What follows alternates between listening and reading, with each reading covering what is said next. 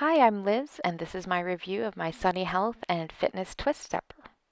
So I got this for Christmas. I've had it for about a month now, and before I'd been toying with the idea of an under-the-desk treadmill, but decided I'm not coordinated enough to walk in a straight line on a moving tread and work.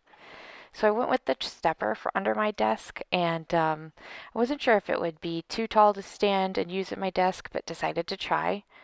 When I unpacked it, it is heavier than I thought it would be, which communicated that it was a well made, sturdy product, and that has proven to be true. It is incredibly easy to put together. I want to say that it took me like under 10 minutes, including the part where you have to twist the carabiners for the armbands closed. And in my video before, you can see how thick the bands are. They have really good tension. When I got this, I didn't intend to use the bands, but now that I've seen them, I may incorporate them in the future when I'm watching TV or something.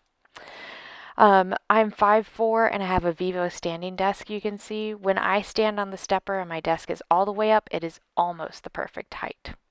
So my final takeaways on this are it keeps me from sitting at my desk all day. I can use it while I'm working. It is quiet enough to use while I'm working, but I don't use it on video calls because you would definitely see that I'm on a stepper.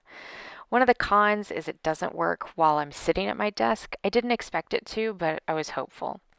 One of the other cons, it doesn't store well. I normally just slide it over under my desk, but if you have limited space, you may want to consider where to put it. And the last thing is the 15-minute time limit that they recommend in the product description.